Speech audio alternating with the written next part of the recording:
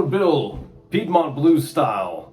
I've been wanting to do this for a long time. I've finally got to the point where I think I figured out Piedmont enough that I can start showing folks what I'm doing with it. So if you are unfamiliar with Piedmont blues, please refer to the video that I'm going to release simultaneously with this one.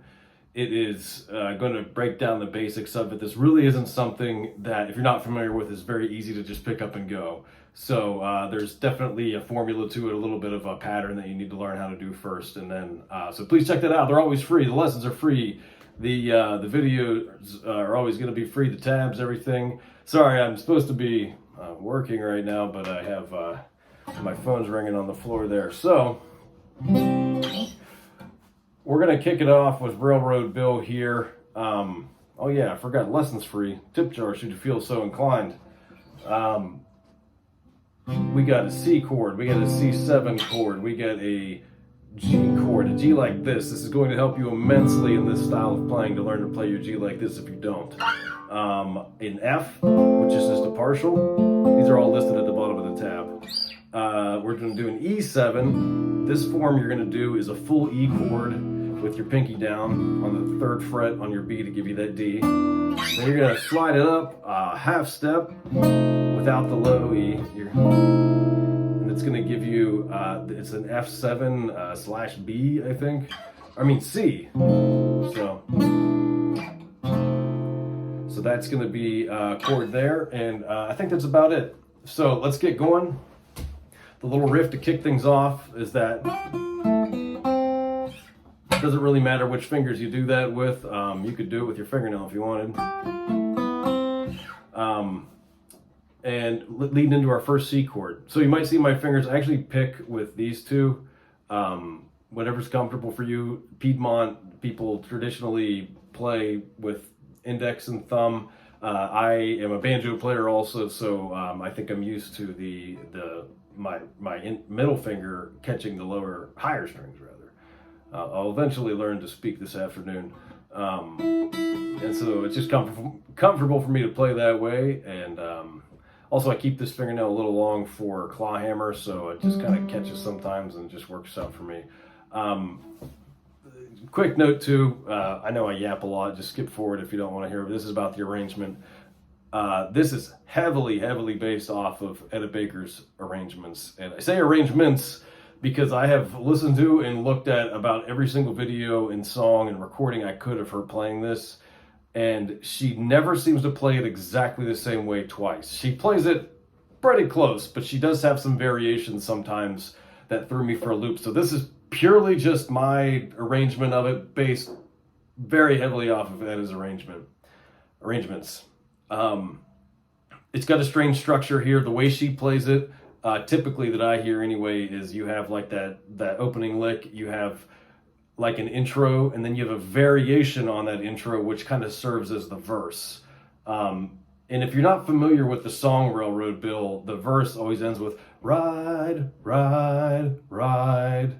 And Etta's instrumental verse that she does doesn't seem to contain that. So at the very end, I added my own, verse in her style that concludes that way. So you have kind of like an intro, then you have the instrumental verse that she has, which is almost the exact same thing, save for an E7 chord.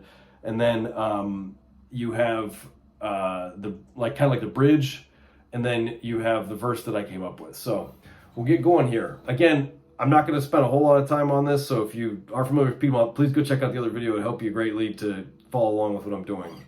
But we're going to alternate on this C chord, this position. Your pinky is going to be down here for the beginning part. So we're just going to bounce back and forth with your ring finger alternating. So then you come to this. I want you to think of this as another chord. It's not, it's part of the C. But what you're going to do is end up fretting the 1st fret on the high E, but also in that walking bass pattern, the G note is hit right there. So this kind of like becomes a ugly C or something. So you go,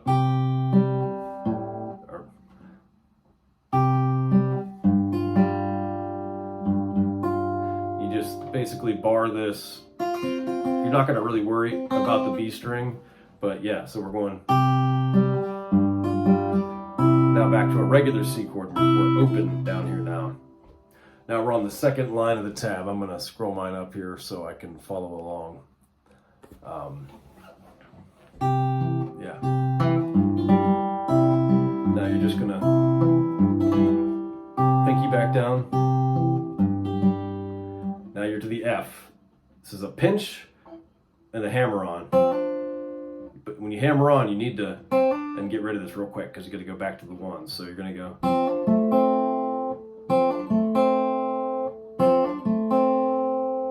Then you're going to walk up here. So the two, I like to think of these little licks as just a couple little patterns you put together. So the first pattern, the next one is.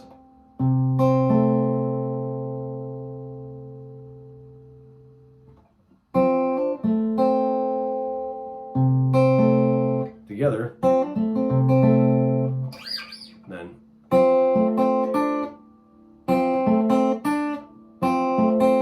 so, and then back to your C. Just pinch thumb on the what is it, the G or D? I can't remember. Yeah, G. You put down your pinky.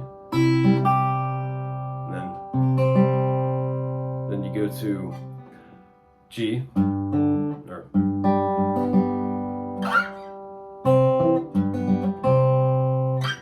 pretty straightforward. If you're familiar with Piedmont, that is. Like I said, this about broke my brain for about, I don't know, 2.5 years before I started to understand what I was actually doing here. So this is Etta's verse that's instrumental. So the only difference between what we just played, instead of going down to what we just did, when that you hit that part, you're gonna go just your pinky, then E. Put that pinky down.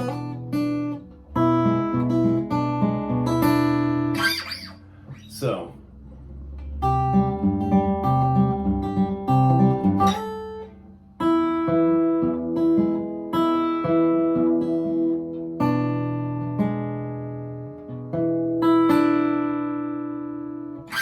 So sorry if it's a little tight in the tab there. I actually tried to record this lesson about a half hour ago, and I got to that point and I realized I missed a small little one instance of the pattern, so I had to stop what I was doing and rewrite it.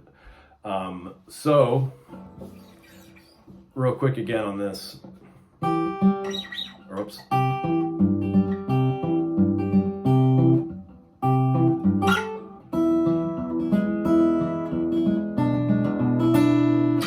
F again.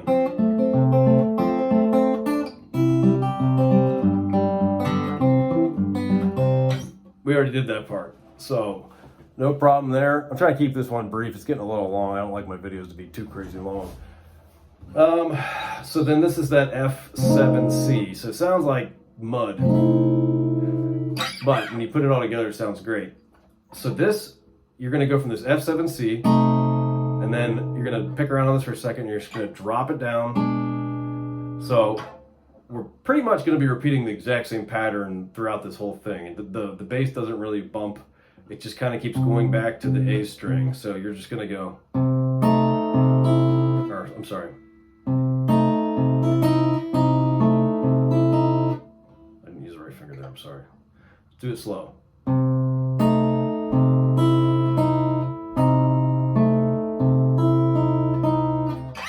Sorry, I should have been using my thumb.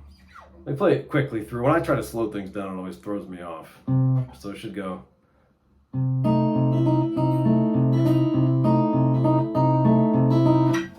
So we go.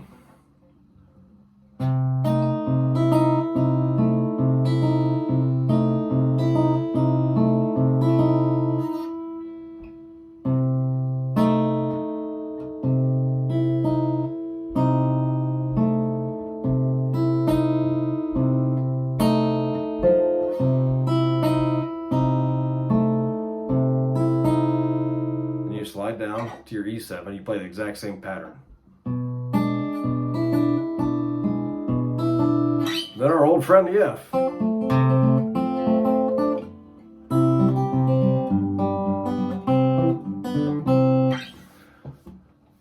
So let me take that again real quick. I'll play it quickly through and show you.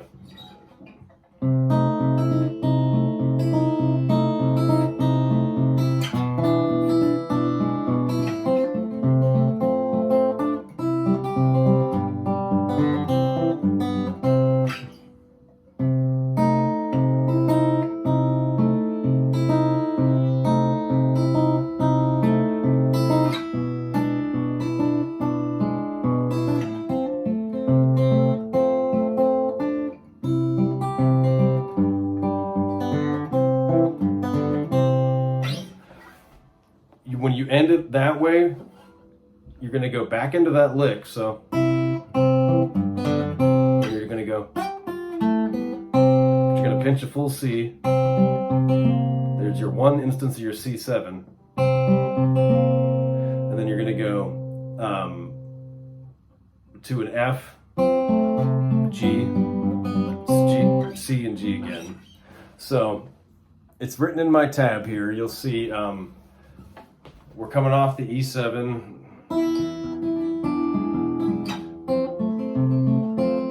Our F, we already know. We'd already done all this. Back to our lick. Oh, sorry. Make sure you're sounding that F to give it the, the B flat.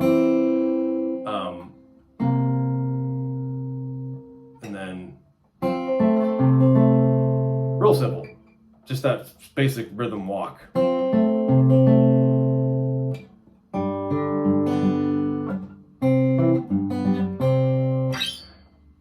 One more time.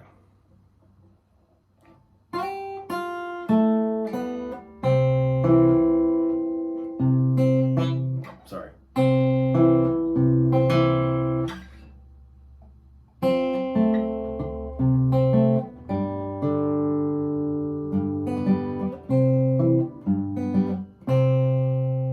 I told you when I slow it down, I screw myself up.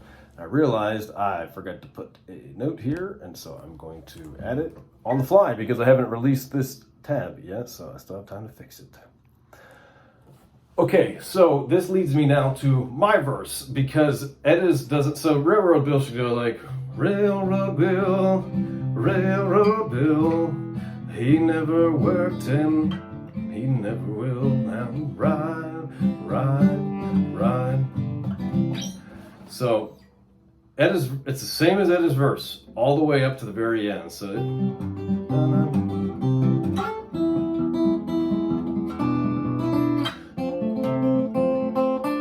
this is where it changes on the C at the end. You're going to do a G, but you're going to bring your bottom finger, instead of sounding your G note on the E string, up to the B string. So, and then C. Back to G and resolve on C. So, do it from the E7.